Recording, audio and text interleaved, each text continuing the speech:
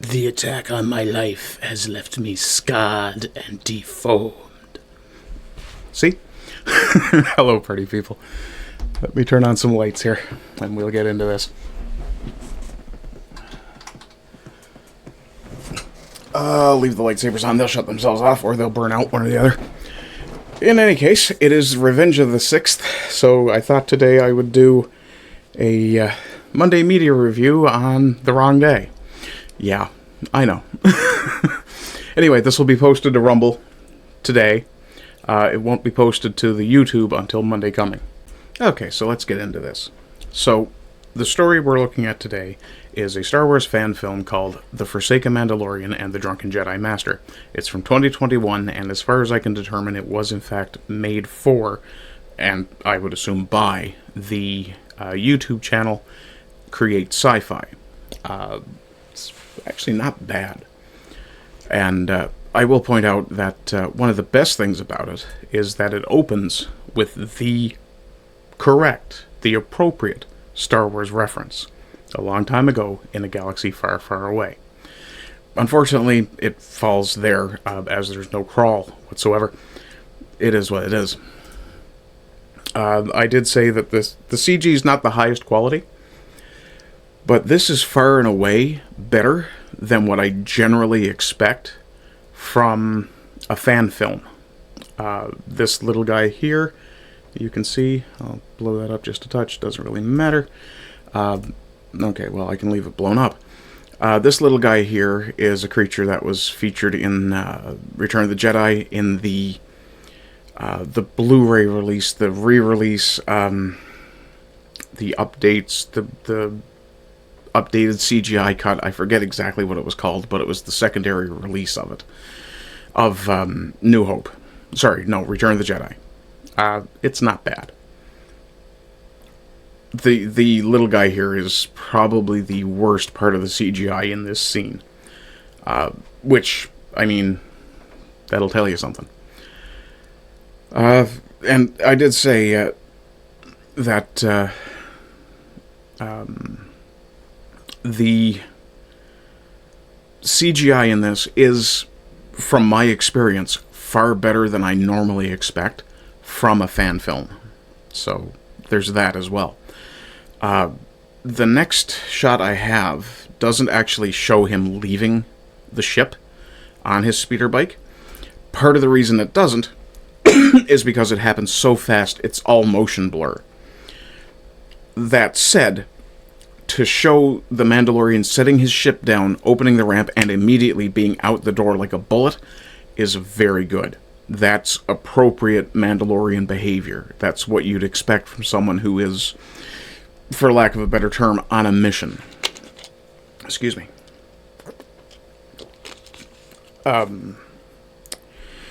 Yeah, the ship having barely set down and the ramp barely being opened before the speeder bike shoots out is appropriate, and I did say the sound design in this was very good. And it's not normally something I notice, but in this case I decided it would be good to pay attention to that aspect of it.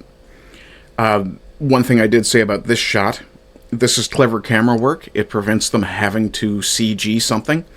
That said, I think this is actually CG, because at no point does this bike appear to be practical.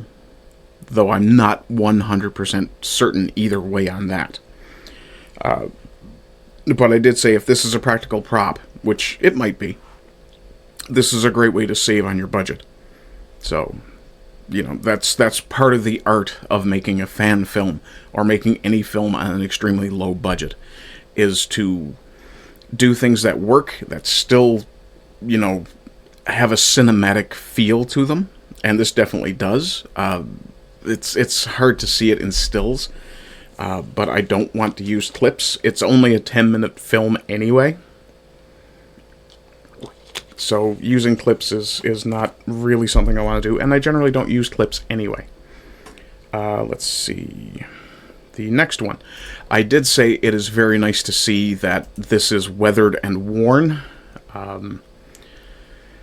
The helmet, the damage here to the epaulet, you see it a little more when you get close-ups. This is actually really, really well done prop work. The channel Create Sci-Fi, they actually do go through, I believe, the process of creating this particular helmet. And it looks really good. Let's see. Weathered and worn the way Star Wars is supposed to look, yeah. The next one is... this starts to look a little less good. It is obvious superimposition at a certain point. Some of the motion doesn't quite line up properly, and it looks fake, to be fair. Now, obviously it is fake. No one rides a speeder bike wearing Mandalorian armor on any planet that has ever existed, that we know of. And, yeah, for that to it's a nitpick, I'll be honest, but it's a nit that needed picking. It is still better than expected, but they did linger on this shot a little more than they necessarily needed to. I suspect this one was the director of photography's baby. They didn't do a bad job.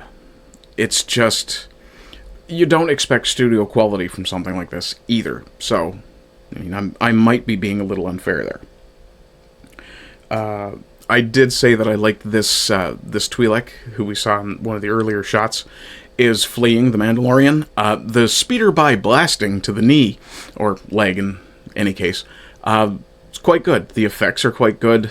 This is a very blurry shot because there's a lot of motion. Watching it back, it looks damn good. Like, it is tight. Speeder by blasting. Hits the leg. This shows the Mandalorian technical expertise, the marksmanship, his riding ability, things like that. So it does develop the character without telling you about the character.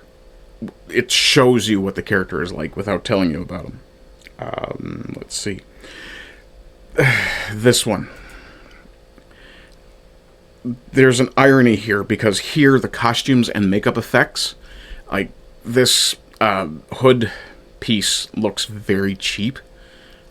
It could have probably stood a bit of weathering, maybe take a sander or some sandpaper or something to it to rough it a little bit. It looks very, very freshly made. The makeup effects do look cheaper as well. It's not too bad in this shot. There's a shot that I'll show later where you see teeth, tooth applications and things like that. Those are very good. It's just the makeup is very, very smooth, and it doesn't really look like a living person, or a living being, I should say. Let's see. Yeah, I did say, ironically, the costuming and makeup effects here look a little cheaper and lower quality in this practical shot than the obvious green screening on this one. Yeah. This was actually still pretty good. It's again, it's hard to really express it through a still. There's a lot of blur, and it's a bit of a fast cut, but it's quite good. Let's see here. Number 9. Yeah. Not that the makeup and costumes are really all that bad, just a little underdeveloped. And this is really my point. It's a little underdeveloped. Now, normally a Twi'lek would have a much broader head at the back. That's fine. That's not a big deal. It's just that this leather piece here looks far better in close-up than it did far away. I don't know if maybe they had two different ones or what, but yeah, it looks far better in this shot than it did in the far shot that I showed earlier. Let's see here. Next page. Oh, yeah. I did say this wasn't exactly the best way to move a plot forward. Essentially, the Mandalorian robs him and kills him. I mean, canonically, it's probably acceptable. I mean, not all Mandalorians are going to be stunning paragons of virtue, but yeah.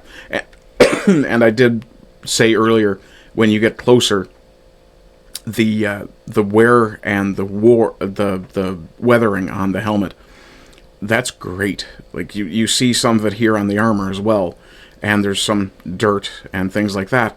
But the bit of rust is good. Some pitting. This particular mark here, I mean, all in all, this is really good prop work. And that's something that this film does stand out for, is really, really good prop work. Let me see. We're on number 10. Number 11 is this. Was just wondering what era this was in. And then they give us a context clue. And context clues are extremely helpful. This is show, don't tell. It's perfect. Unfortunately, there is a monstrous continuity error coming. Let's see. Okay, this is a great way to introduce a drunken Jedi. He's trying to pull this bottle off the rock with the Force. And he makes several attempts before the Mandalorian walks up and kicks it. And knocks him off his seat. I did say here, slapstick is somewhat underappreciated, and they use just the right amount here to get you to go, that's pretty good. And it was. Let's see, number 15. The first thing that you hear the Jedi say is, find what you love and let it kill you. Of course, he's laughing because he's drinking spatchka. Yeah. As he gets up. 16. We get more context clues. He lists off various different organizations that have a bounty on the Jedi. The First Order, Crimson Dawn, Black Sun, the Hutts, and the Jedi Council. Which is where we get the most, the only, as far as I noticed, but definitely the most glaring continuity error. You cannot have the First Order and the Jedi Council at the same time. So, I want to be sympathetic and say, okay, they injected that so that they could say, look, this is not part of Star Wars canon. It makes no attempt to be part of Star Wars canon. This might essentially be a show don't tell disclaimer. I don't know. But I did like the fact that the Jedi has a distinct, or sorry, not the Jedi, the Mandalorian here has a very distinct Southern accent. You might need this. Sorry, I'm caricaturing it, but it is a distinctly Southern American accent. The dialogue can be slightly stilted at times, which is unfortunate, but yeah. I did say Anthony Ferraro plays the Jedi. I didn't catch the Jedi character's name. I didn't look at the captions when it went by. But surprisingly good emotional conveyance for someone who is, according to the credits, working with an acting coach. This is actually really, really good. And the cinematography of this shot is very nice as well. Yeah, I did say he had surprisingly good emotional projection. He does some psychometry on the helmet. It's well-played psychometry. The sound makes a big difference. There's no images. There's no flashes of, oh, this is what he's seeing. There's none of that. But you get good body language portrayal of the effort it takes and the cost that is involved, the mental cost, the strain of something violent having obviously happened to this poor Mandalorian. I don't think that's meant to be Boba Fett, but it does look a lot like Boba Fett's helmet. Yeah, this is budget-friendly, lore-accurate, and gives the actor something to bite into. Yeah, Anthony Ferraro did a great job here as well. Let's see, what else we got here? That's 20. Again, great prop work. I mean, that looks like a legitimately well-maintained blaster, pistol. Blaster. And, I mean, the costuming is very good. I think, tactically speaking, the plates are a little short, but not that bad. Let's see, this is 20. Yeah, that was just about good prop work. Number 21. Broken but idealistic. This is a well-written and played character. The stilted dialogue aside. And, I mean, this is a great shot. This just happens to be where I grabbed the still from. But this is a beautiful picture to show what a Jedi really should be like, even when, you know, they've kind of hit the end of their rope or the rock of their bottom. which has to do with the slapstick earlier. You'll understand if you watch it. That's 21. Yeah. I did say that Anthony Ferraro here does remind me a little bit of George Buza. If you guys ever watched the Sinbad show, would have been out around the same era as Conan, the live-action series, I mean. What else would have been? Beastmaster, the series, was in kind of the same vein, kind of the same cinematographic style. Cinematographic. Yeah, there we go. Here I did say this was an unnecessary but fun sequence. It's kind of showing off that the Jedi still has it a little bit. The choreography could have been a little better. To be fair to Mr. Ferraro, he had to work more at being a good actor than he did at being a good swordsman. So, fair. And it was fun. It was definitely a fun sequence. But, yeah, I do think it was under-choreographed a little bit. Let's see. There are some good and a little meta. Yeah, some of the jokes in this are a bit meta. They're quite good, though. Let's see. This is the last still shot. And you see the... I'm going to assume this is not CGI completely. I guess this was a practical effect. Now that I really think about it. And, this entire tableau is quite nice. You've got I'll call them vaporators for lack of a better knowing. This could be Tatooine. Two moons kind of makes me wonder. But it does show the speeder bike clearly. This planet could be Tatooine. I don't think it necessarily is. One of the issues I did have, and I did mark down for this, there's no original music. Now, to be fair, this was made in 2021 before the advent of AI music generators. But it wasn't that hard to find, generic music. Copyright-free music at the time. So, yeah, they used a lot of tracks from The Mandalorian, Season 1 and 2, I think. Yeah, Chapter 1, Season 2. Yeah. Also, if you're going to call it Chapter 1, Chapter 2, you should call it Season... this is... Nah, it's just listings. The last thing I have for a slide is the logo for Create Sci-Fi. I will tell you now that I did in fact sub to their channel. I would think if you're into Star Wars, prop making, movie making, they have some other movies. I'll probably look at them at some point. But definitely worth looking at. Let's see, what do we got here?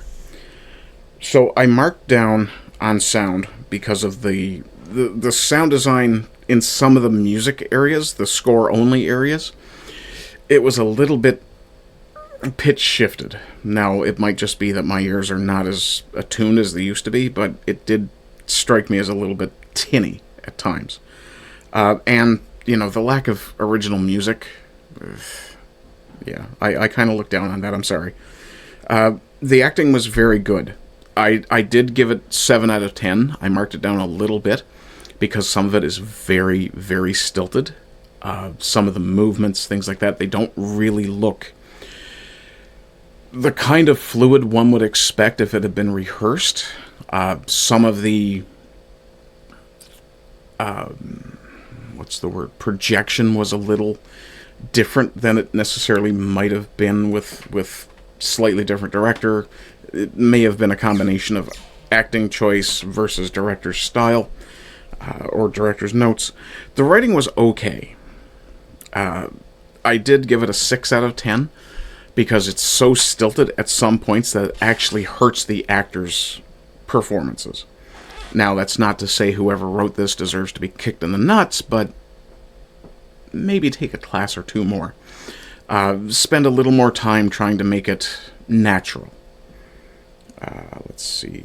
The effects, I had to give it a grade. It got a 9 out of 10. I mean, on a budget, that's really good. I have no idea what budget they used for this, so that may be in the IMDb page. I don't know. But if you are looking for the IMDb, we'll come to that here now. That is the Forsaken Mandalorian and the Drunken Jedi Master. I mean, for a title, it's not bad. Though how the Mandalorian is forsaken, I don't know. I would hope there is a sequel to this, but I doubt it. It's not bad. I mean, if you were to take this, switch it to an animated project, fix the continuity errors, and put it, post-Mandalorian Season 3, or Book of Boba Fett Season 2, somewhere in that range, wouldn't be bad. Even post-Ahsoka, it could work. Let's see. The continuity internally, the continuity within the show, within this short, I didn't notice any errors. Now, that's not to say they're not there. It's just that I didn't notice them. There was a massively glaring universe continuity issue, which I don't understand how they didn't catch it in the dialogue process. Why you would say the First Order and then the Jedi Council. That actually counts as two continuity errors, to be fair. The First Order and the Jedi Council not existing at the same time. Also, when would the Jedi Council ever have used bounty hunters rather than send Jedi after somebody? Yeah. And yeah, that was the big thing that I did mark this movie down for. Was that particular continuity error. We'll have a quick scan through this. So the synopsis of it is: a Forsaken Mandalorian hunts down a Hutt courier to recover an asset that unexpectedly leads him to team up with an outcast drunken Jedi Master. You shouldn't actually capitalize this in the description, because he is not a drunken master who happens to be a Jedi. He's a Jedi Master who happens to be a drunk. I know. In the title, it's fine. Here, not so much. To fulfill his sworn duty. The director was Anthony Ferraro, the guy who played the Jedi. Clint Kearney, as I understand it, played the Twi'lek here. I'll bring this photo up because I don't believe I actually talked enough about how well done the tooth application and the eye makeup here is. I'm not sure. They must have used some sort of filter in post to make his eyes this yellow. Okay, we're going to scroll a little. Oh, I can't scroll. Okay, you guys are just going to have to deal with the blink fucking ad. Cunts. But I mean, the costuming is great here, with the exception of this headpiece, which I would assume is custom made. It needed a little more weathering on the sides. Obviously, the makeup weathering that was done to it was done on this side, and the lighting makes a difference. But it's not bad. Let's go back to the next picture here. Continue on. It's interesting how IMDb chose the exact same shot I did. Twice. Yeah. What else we got? Yeah, there's the poster. It's a nice poster. It's actually pretty good. Let me see. How do I get out of this? Can I escape out of it? No. If I hit home, it's just going to take me... Yeah. Okay, and back again. Oh, too far. Okay, there we go. Let me see. For awards, it had 1 win and 3 nominations total. So, that's awesome.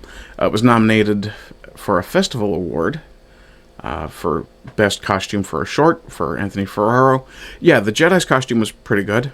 The Best Quarantine Short. 2021. Okay, so this would have been during COVID. I mean, that's another good reason. So that was the Film Quest Festival. It got nominated twice. It was nominated again at the Berlin Sci-Fi Film Festival for Best Fan Film. Best Costume, Best Quarantine Short, generally. That's actually impressive. It's not just Best Short Star Wars, it's Best Short in general. It's nice. The Cannes Nougat Film Festival, it won for Best Fan Film. It's fair.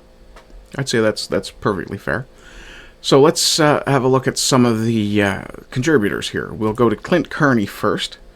You wouldn't expect the Twi'lek to look like that under his makeup, would you? He began working in the film industry in 2011 as a visual artist, creating iconic imagery and props for... He is 6'2". It's impressive.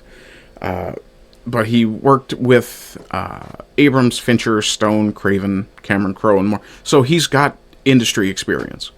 He eventually focused his talents on writing, directing, and producing his own brand of surrealist horror short films. First feature film as writer, producer, and lead actor, Dry Blood, won 30 separate awards during its run at festivals with another 23 nominations. He wrote and directed 8 short horror films produced by Mizuker Entertainment for a massive Halloween installation at Chimelong Paradise, China's largest amusement park.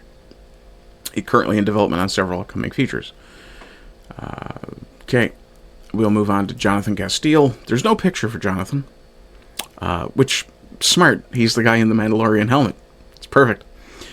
I thought that might be a Tennessee accent he had. I wasn't 100% sure. So he's from Tullahoma, Tennessee. He's a little bit younger than me. He's 45. You see, born to Vicky... Well, I don't really care about his mother. Leather craftsman.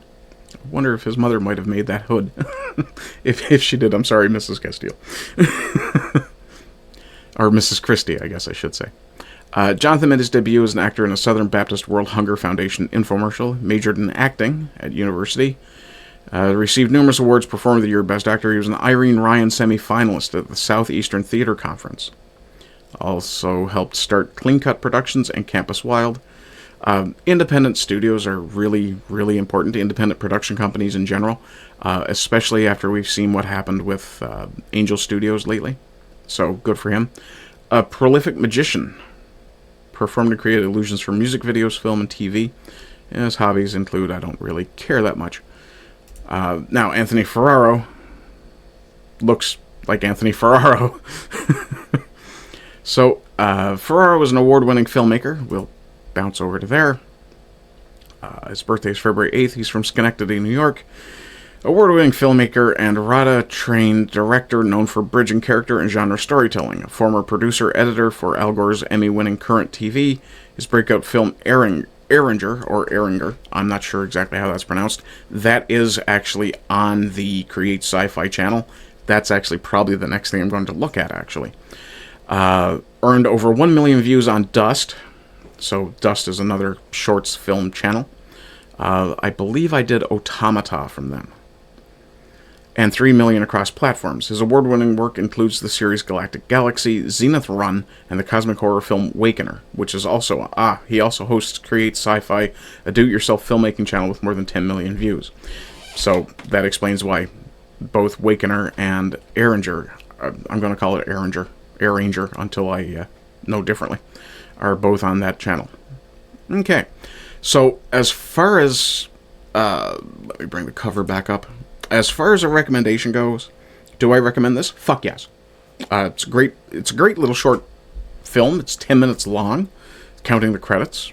It's actually 9 minutes, 57 seconds, I think. The rating I gave it is low. I only rated it 6 out of 10. One of the big problems there is you're working in a universe that has a massive, dedicated fandom. To make 2 continuity errors that are very obvious, very bad. Personally, I don't understand. I guess it's not that hard to find a Star Wars geek to put on staff, dude. And a continuity coordinator, continuity guy, you don't necessarily have to hire one, like paid. But for a credit, I would have done it. Just saying. And I'm sure there are loads of guys like me who are massive Star Wars geeks who would have done it too. Yeah, the rating I gave it was 6 out of 10, which I'm going to call a B. Yeah. I mean, do I recommend watching it? Hell yes. Should we support fan films? Fuck yes. This is definitely worth watching. So, as I said earlier, this will be up on my Rumble channel today. My Rumble gets it a bit early because, hi, I'm not that fond of YouTube. Go figure. Speaking of, this will be up on YouTube on Monday today is the 5th, 6th, Wednesday, so next week would be 11th. So on May the 11th, this will be up on YouTube. Yes. Okay. Other than that, if you would like to support me in what I do, if you enjoyed what you just saw, if you enjoy my take on things, if you like my personal perspective, you can let me know by commenting, chatting, sharing, liking, following, subscribing, depending on what platform. If you follow me on Rumble, it's the same as subscribing on YouTube. If you subscribe on Rumble, it's going to cost you. I don't necessarily want to tell you what to do with your money, but I would prefer that if you want to help me monetarily, you go over to Ko-Fi and you fling me a few bucks over there. If you do that on a monthly regular basis, and you want me to, I will put your name in the ticker alongside ZenRap7, Sadie CPNTA, and Simon JJ. If not, you go into the Orangutan Gang kind of catch-all. Other than that, I am going to attempt to do the James Bond live read I usually was doing every week. Again tonight, I'm thinking I'm going to have to start aiming for single chapters, because the longer 2 to 3 chapter readings that I was doing me in. Yeah, it is what it is. Other than that, folks, I hope you're doing well. I hope you continue to do well. And as always, rise and rise again until lambs become lions. Bye-bye.